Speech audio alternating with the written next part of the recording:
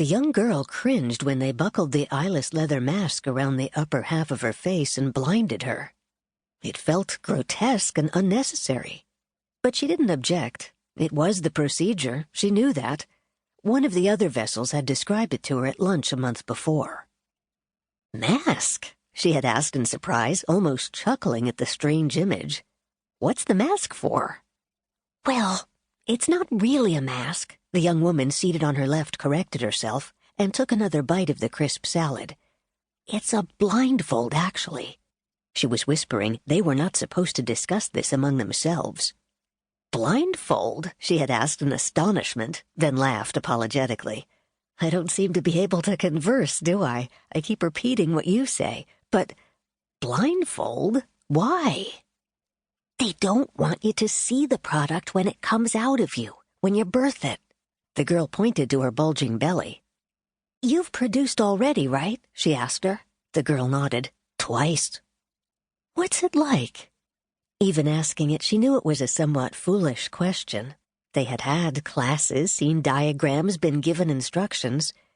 Still, none of that was the same as hearing it from someone who had already gone through the process. And now that they were already disobeying the restriction about discussing it, well, why not ask?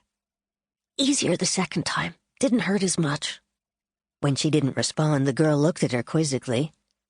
"Hasn't anyone told you it hurts?" "They said discomfort."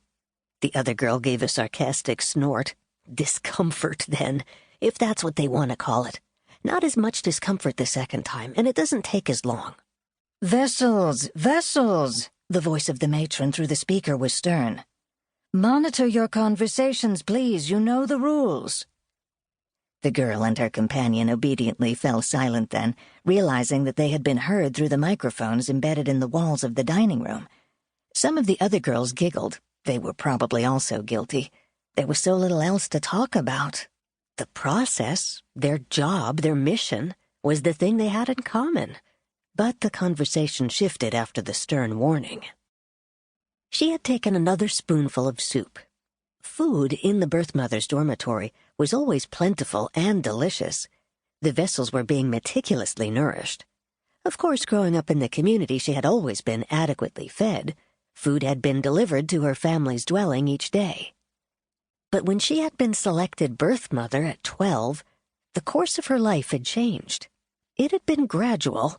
The academic courses, math, science, law, at school became less demanding for her group. Fewer tests, less reading required. The teachers paid little attention to her. Courses in nutrition and health had been added to her curriculum, and more time was spent on exercise in the outdoor air.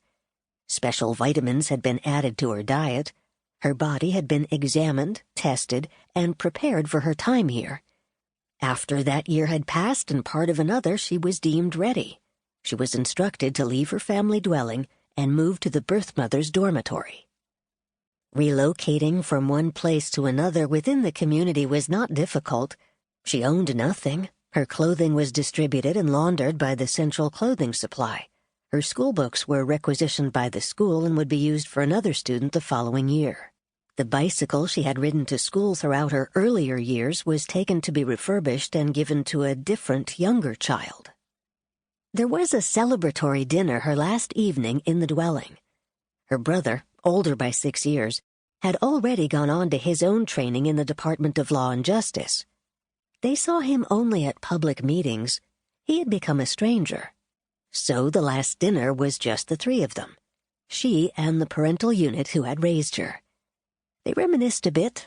They recalled some funny incidents from her early childhood, the time she had thrown her shoes into the bushes and come home from the child care center barefoot. There was laughter, and she thanked them for the years of her upbringing. "Were you embarrassed when I was selected for birth mother?" she asked them. She had herself secretly hoped for something more prestigious. At her brother's selection, when she had been just 6, they had all been very proud. Law and justice was reserved for those of especially keen intelligence. But she had not been a top student. "No," her father said. "We trust the committee's judgment. They knew what you would do best." "And birth mother is very important," Mother added. Without birth mothers, none of us would be here." Then they wished her well in the future. Their lives were changing, too. Parents no longer. They would move now into the place where childless adults lived.